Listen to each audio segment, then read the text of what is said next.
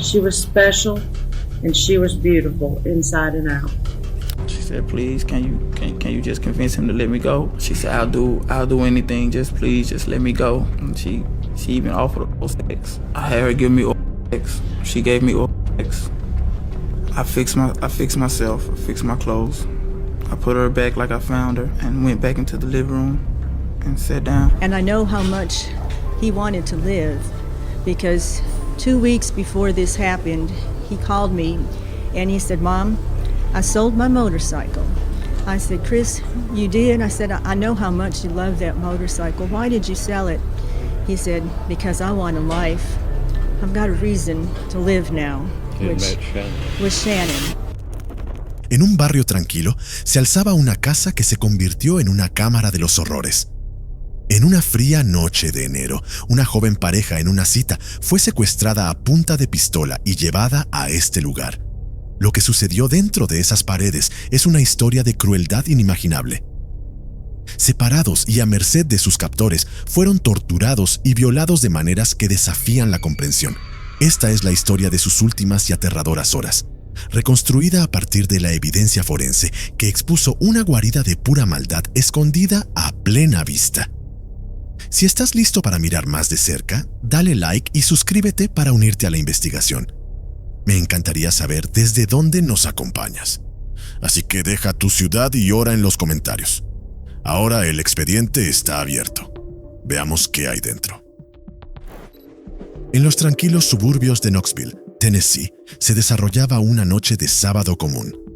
Era el 6 de enero de 2007, una fecha que pronto quedaría grabada en la memoria de la ciudad como una cicatriz, un símbolo de crueldad inimaginable. Para Shannon Christian, de 21 años, y Christopher Newsom, de 23. Se suponía que sería una noche sencilla y sin incidentes, una cena seguida de una fiesta con amigos.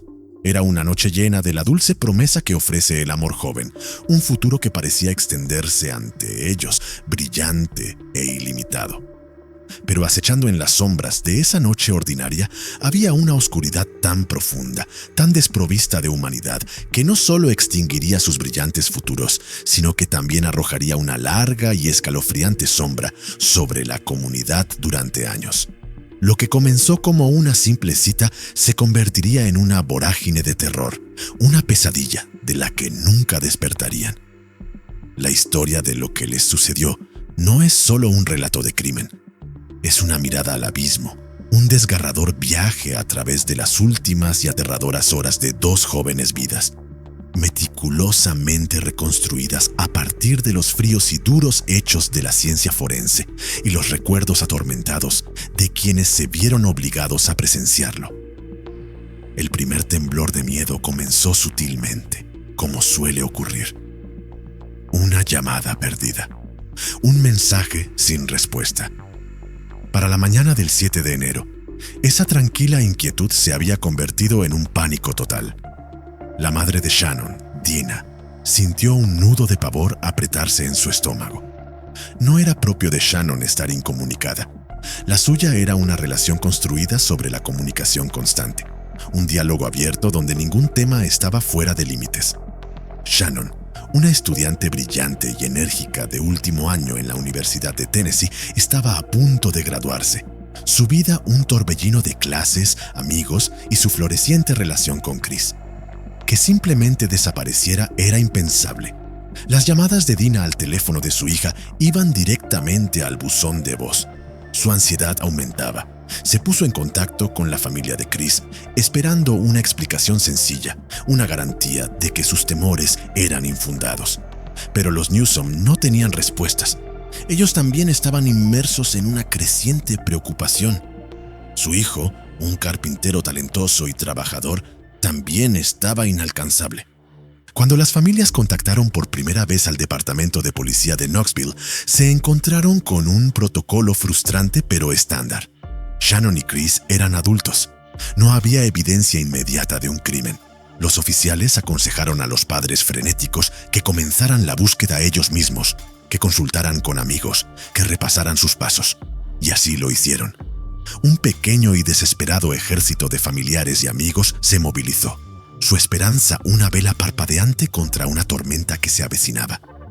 Llamaron a hospitales, recorrieron las calles familiares de Knoxville, sus ojos escudriñando cada esquina, cada coche que pasaba, rezando por vislumbrar la distintiva Toyota 4Runner de Shannon o el familiar camión de Chris. Pero la ciudad que había sido su hogar era ahora un vasto e indiferente paisaje que no ofrecía pistas ni consuelo, solo un temor silencioso y cada vez más profundo. Para comprender la profundidad de esta tragedia, primero debes entender la luz que se extinguió. Shannon Christian era tejana de nacimiento, pero tenesiana de corazón. Al mudarse a Knoxville de niña, se convirtió en una joven conocida por su energía contagiosa y una presencia casi radiante. Era el tipo de persona que podía levantar el ánimo de una habitación con solo entrar en ella. Su relación con su madre, Dina, era más que un simple vínculo madre-hija. Eran confidentes, mejores amigas. Shannon lo compartía todo, desde los triunfos de sus estudios hasta la incipiente emoción de su nuevo romance con Chris. Faltaba menos de un año para su graduación, un hito que representaba la culminación de años de arduo trabajo y el comienzo del resto de su vida. Christopher Newsom fue la amada sorpresa de su familia. Nacido de padres mayores cuyos otros hijos ya habían crecido, Chris era un torbellino de nueva energía, un regalo tardío en la vida que era profundamente apreciado. Tenía el alma de un atleta y las manos de un artista.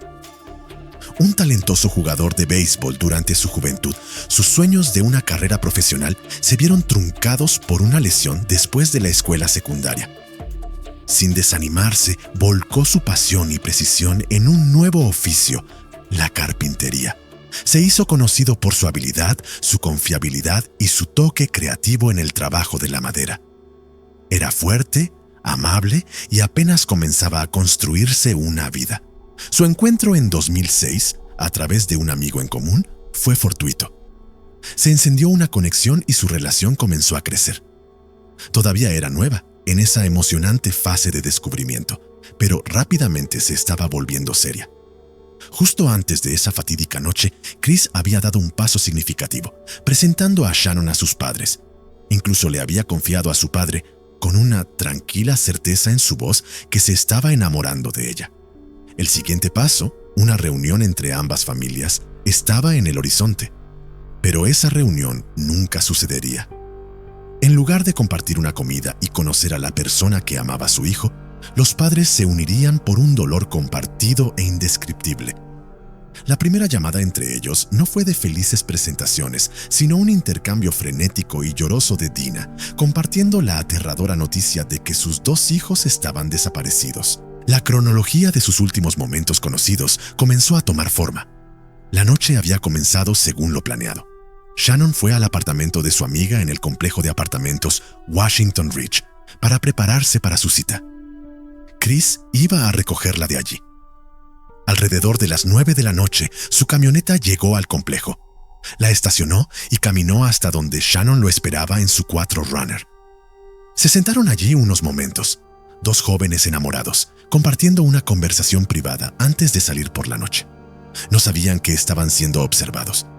Desde la oscuridad, 4 pares de ojos los observaban, no viendo a 2 personas, sino una oportunidad, un objetivo fácil. En ese único momento sin vigilancia, mientras estaban sentados en la supuesta seguridad de un estacionamiento familiar, su destino quedó sellado. Mientras la frenética e informal búsqueda continuaba, los amigos de Chris fueron a los apartamentos de Washington Ridge con la esperanza de encontrar una pista. Lo que encontraron solo profundizó el misterio. La camioneta de Chris seguía allí, exactamente donde la había estacionado. Pero la 4Runner de Shannon había desaparecido. Esta fue la primera señal concreta de que algo andaba terriblemente mal. La mejor amiga de Shannon, mientras tanto, se ponía más ansiosa por momentos. Shannon no apareció en la fiesta a la que debían asistir. No respondía a llamadas ni mensajes de texto. Esto no solo era inusual, era imposible. A la preocupada llamada de su amiga Dina le siguió otra, esta de la gerente de Shannon, preguntando por qué no había aparecido en su turno de trabajo. Cada llamada era otro golpe, erosionando la frágil esperanza de que todo fuera un malentendido. Entonces, la búsqueda tomó su primer giro devastador. La llamada que todo padre reza por no recibir llegó para los Newsom. Se había encontrado un cuerpo. Estaba cerca de unas vías de tren en Cherry Street. La descripción coincidía con la de su hijo. El 7 de enero se vieron obligados a enfrentar una realidad más oscura que cualquier pesadilla. Su hijo brillante, talentoso y cariñoso, Chris, estaba muerto. El descubrimiento transformó la búsqueda de Shannon de una misión de esperanza a una carrera contra el tiempo, impulsada por el terror. Si Chris había sido encontrado asesinado, ¿qué le había pasado a Shannon? Su familia, con los corazones destrozados pero la determinación endurecida, centró sus esfuerzos en el área donde se descubrió el cuerpo de Chris, peinando desesperadamente el desolado paisaje en busca de cualquier señal de ella. Pero no había nada. En su desesperación, los padres de Shannon recurrieron a un último recurso. Contactaron con su proveedor de servicios telefónicos, rogándoles que rastrearan su teléfono, que encontraran su última señal. La compañía accedió y la información que proporcionaron heló la sangre de todos. El último ping del teléfono se registró en la torre celular de Cherry Street, una ubicación que la situaba justo en el corazón del área donde se encontró a Chris. Pero más allá de eso, era un barrio con reputación, un lugar conocido por su alta criminalidad, un lugar donde la gente no terminaba por accidente. Ibas allí porque vivías allí, o ibas allí en busca de problemas. Armados con esta aterradora nueva información, los amigos y la familia de Shannon se dirigieron al área de Cherry Street.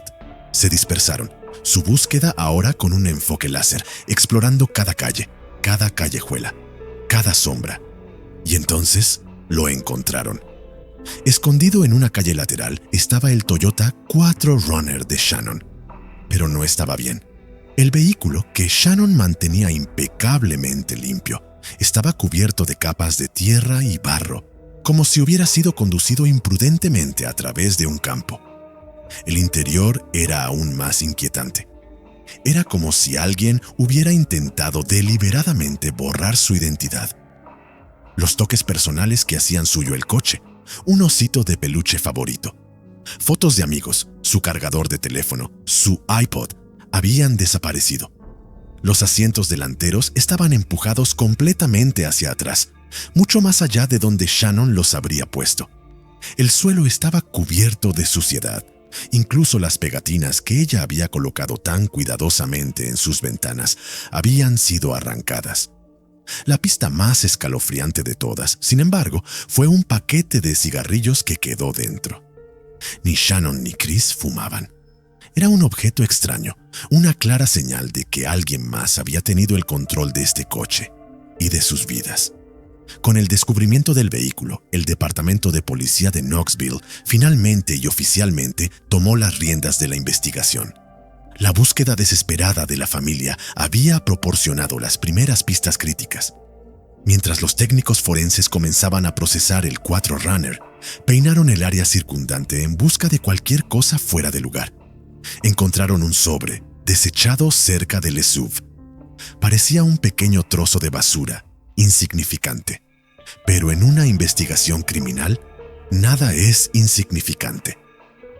De vuelta en el laboratorio, el sobre fue procesado en busca de huellas dactilares y obtuvieron una coincidencia. La huella pertenecía a un hombre llamado Lemaricus Slim Davidson, un conocido criminal cuya dirección figuraba como 2316 Chipman Street. La dirección estaba a solo 2 cuadras de donde el sub de Shannon había sido abandonado. De repente, los investigadores tenían un nombre, una dirección y una dirección clara y aterradora a seguir. Cuando un equipo de oficiales descendió sobre el 2316 de Chipman Street, la pequeña casa de alquiler parecía extrañamente silenciosa, abandonada. Forzaron la puerta y comenzaron una búsqueda metódica de la propiedad. El aire interior era pesado, quieto. Mientras se movían por las pequeñas y sórdidas habitaciones, hicieron un descubrimiento que los perseguiría por el resto de sus carreras. En la cocina encontraron a Shannon. Su cuerpo, sin vida y destrozado, había sido metido de cabeza en un gran bote de basura. Estaba atada, contorsionada en una posición imposible y sellada dentro de al menos 5 bolsas de basura separadas, como si ella misma no fuera más que basura para desechar. La escena era de una profanación total. El horror no terminó ahí. Mientras continuaban registrando la casa, alquilada por Lemaricus Davidson, encontraron más pertenencias de Shannon y Chris. El bolso de Shannon, su ropa, sus zapatos, su cámara, con su tarjeta de memoria llena de fotos que habían sido rasgadas y parcialmente quemadas en un burdo intento de destruirlas. También encontraron las cosas de Chris, sus queridas gorras de béisbol, su licencia de conducir, otros objetos personales que habían desaparecido. Estaban todos allí, empacados en las mismas bolsas de basura, como si fueran trofeos de una noche de conquista monstruosa. Los investigadores también recuperaron casquillos de bala, que sospechaban coincidirían con el arma utilizada para acabar con la vida de Chris Newsom.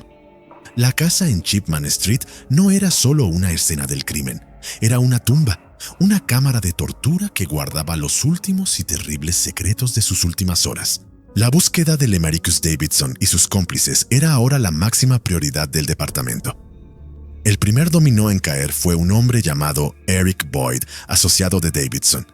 Durante el interrogatorio, Boyd, probablemente viendo que las paredes se cerraban, reveló la ubicación de Davidson.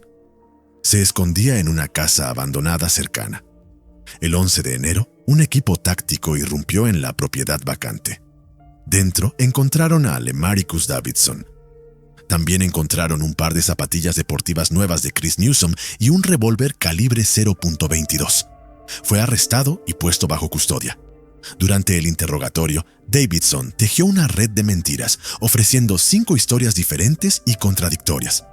Primero, afirmó que se había ido desde el viernes y no sabía nada de lo que había sucedido en su casa de alquiler. Cuando eso no se sostuvo, intentó achacar todo el crimen a su hermano, Letalvis Cobbins, afirmando que Letalvis había aparecido en el SUV de Shannon y que él, Lemaricus, nunca había visto a la pareja. Cada historia era más desesperada que la anterior, y cada una se desmoronaba bajo el peso de la evidencia que los investigadores estaban reuniendo rápidamente. Con un aire de arrogancia desafiante, Lemaricus Davidson hizo una audaz declaración a los detectives. No había tenido relaciones sexuales con Shannon Christian. De hecho, estaba tan seguro que insistió en que no habría evidencia de ADN que lo vinculara con ella. Se equivocó. La evidencia forense no solo contaría una historia diferente, sino que gritaría la verdad. El ADN recuperado del cuerpo violado de Shannon coincidió positivamente tanto con Lemaricus Davidson como con su hermano, Letalvis Cobbins. Su ADN también se encontró en toda su ropa, sus jeans, su suéter, su camisola, sin dejar ninguna duda sobre su participación directa, brutal e íntima en el crimen. La horrible imagen completa comenzó a emerger. Lemaricus Davidson era un traficante de drogas local. La noche del 6 de enero, él, junto con su hermano Letalvis Cobbins y sus amigos George Thomas y Eric Boyd, buscaban un vehículo para robar. No había un gran motivo, ni una venganza personal. Chris y Shannon simplemente estaban en el lugar equivocado, en el momento equivocado. Un objetivo de pura, aleatoria y depredadora maldad. Los 4 hombres, con armas desenfundadas, invadieron la 4 Runner, forzando a la aterrorizada pareja al asiento trasero. Ataron sus manos y los llevaron a la casa de los horrores en Chipman Street. Cuando llegaron, fueron recibidos por una quinta cómplice, Vanessa Coleman, la novia de Letalvis Cobbins, quien esperaba afuera. El robo de coche inicial había escalado a un secuestro, y una vez dentro de esa casa se degeneró en algo mucho peor. Chris y Shannon fueron separados. A Chris lo llevaron primero.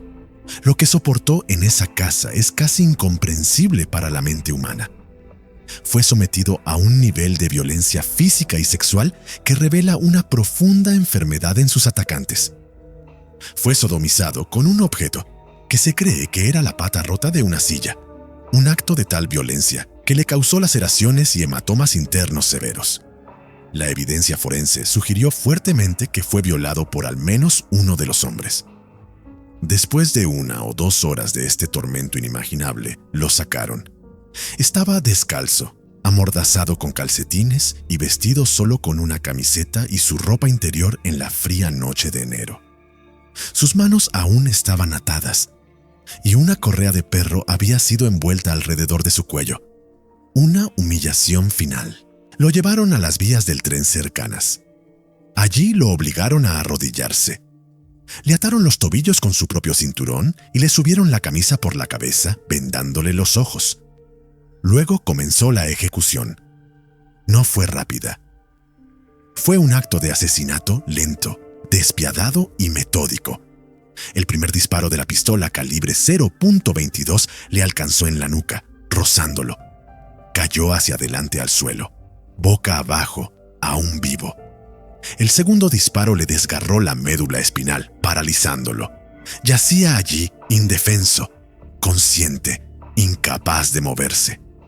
Finalmente, uno de los hombres colocó la boca del arma justo encima de su oreja derecha y disparó el tiro final y fatal en su cerebro. Para cubrir sus huellas, envolvieron su cuerpo en un edredón, lo rociaron con gasolina y le prendieron fuego, dejando sus restos carbonizados para ser descubiertos al día siguiente. Mientras Chris era torturado y asesinado, el calvario de Shannon continuó de vuelta en la casa. Sola, aterrorizada y a merced de sus captores y Vanessa Coleman, se vio obligada a hacer una llamada telefónica a su padre. Una actuación escalofriantemente tranquila, donde afirmó que había cambiado de planes y que llegaría a casa más tarde. Fue la última vez que su familia escucharía su voz. Durante las siguientes horas, fue sometida a abusos sexuales y físicos prolongados y repetidos. Fue violada en grupo por los hombres. La evidencia física de sus heridas contaba una historia de crueldad indescriptible. El frenillo, el pequeño trozo de tejido que conecta su labio superior con su encía, había sido arrancado. Una lesión consistente con su boca siendo violentamente forzada a abrirse. Fue golpeada, pateada y pisoteada en la cabeza, causando un traumatismo craneal severo. Profundos hematomas y hemorragias cubrían todo su cuerpo. Después de horas de este tormento, sus atacantes realizaron un último y escalofriante acto, impulsados por un deseo frío y calculado de destruir pruebas. Le obligaron a tragar lejía. Le vertieron el químico cáustico sobre los genitales, restregándola, intentando desesperadamente lavar su ADN, borrar sus crímenes de su cuerpo. Después de esta última profanación, la ataron. Utilizaron trozos de cortinas y sábanas para atar su cuello a sus tobillos, forzando sus piernas contra su pecho y su cabeza hacia las rodillas, contorsionándola en posición fetal. Le sellaron la cabeza dentro de una pequeña bolsa de basura. Luego la metieron, atada y brutalizada, en 5 bolsas de basura separadas, una sobre otra, y la colocaron en el cubo de basura de la cocina, cubriéndola con sábanas y cerrando la tapa. Horriblemente, el médico forense determinó que Shannon Christian aún estaba viva cuando la dejaron allí. En la fría y silenciosa oscuridad de ese cubo de basura, murió una muerte lenta y agonizante en el transcurso de 10 a 30 minutos por asfixia posicional y en espacio confinado. Se asfixió, sola. La posterior investigación llevó a la policía a Lebanon, Kentucky. El 11 de enero, localizaron una casa donde George Thomas, Letalvis Cobbins y Vanessa Coleman se escondían. Habían estado monitoreando activamente los informes de noticias sobre el caso, plenamente conscientes de que la ley los estaba cercando. Dentro de la casa, la policía encontró el bolso de Shannon y más de su ropa, vinculando irrefutablemente al grupo con la escena. Cuando fue interrogado, Letalvis Cobbins intentó presentarse como un participante reticente, alegando que fueron Lemaricus y Eric Boyd quienes planearon el robo de coche y que él simplemente se vio obligado a seguirles. Negó haber tocado a Shannon. Vanessa Coleman fue aún más lejos, intentando presentarse como una víctima, una rehén retenida contra su voluntad por los hombres. Pero un diario encontrado en la escena contaba una historia muy diferente. Una entrada fechada el 9 de enero, escrita por Coleman, decía: «He tenido una aventura infernal desde que estuve en la Gran TN. Es un mundo loco estos días, pero me encantan las divertidas aventuras y las lecciones que he aprendido. Va a ser un año largo e interesante». El tono escalofriantemente casual, casi alegre de la entrada, escrita solo días después de participar en el secuestro, tortura y asesinato de 2 personas inocentes, reveló una mentalidad completamente desprovista de remordimiento o empatía.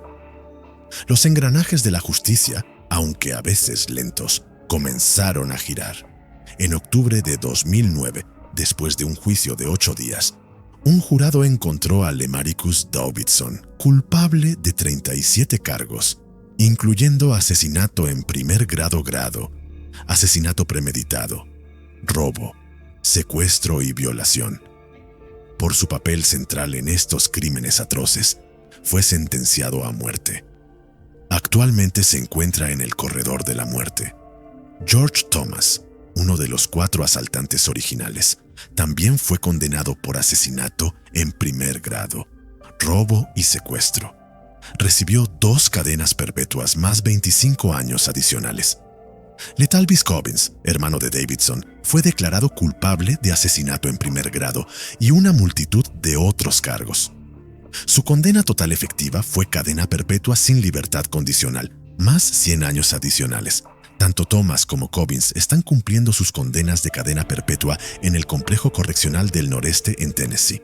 Vanessa Coleman, cuya entrada de diario reveló su cruel indiferencia, fue condenada por facilitación de asesinato, secuestro y violación.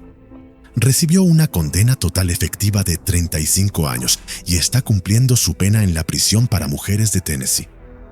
Durante más de una década, un perpetrador aún no había rendido cuentas completamente por los asesinatos, Eric Boyd.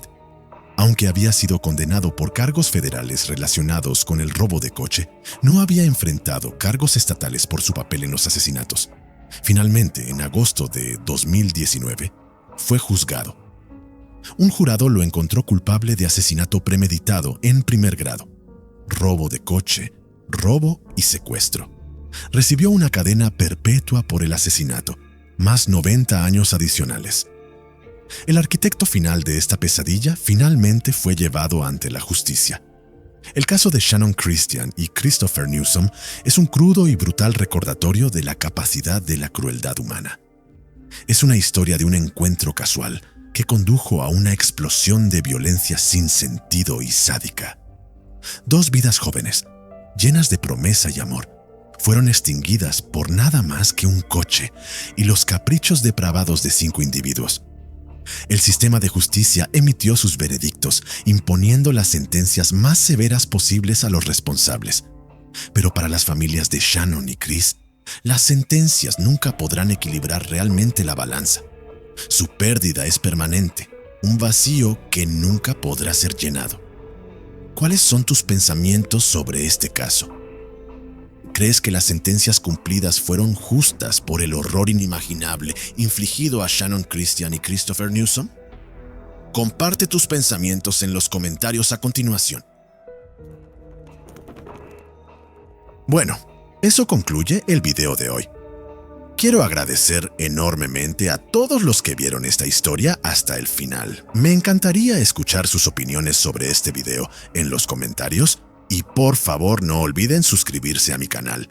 También me gustaría enviar un agradecimiento especial a todos los que donaron y apoyaron este trabajo. Su apoyo significa mucho para mí y me da la motivación para continuar estas importantes investigaciones para ustedes, mis maravillosos espectadores. Hay más en camino, así que estén atentos.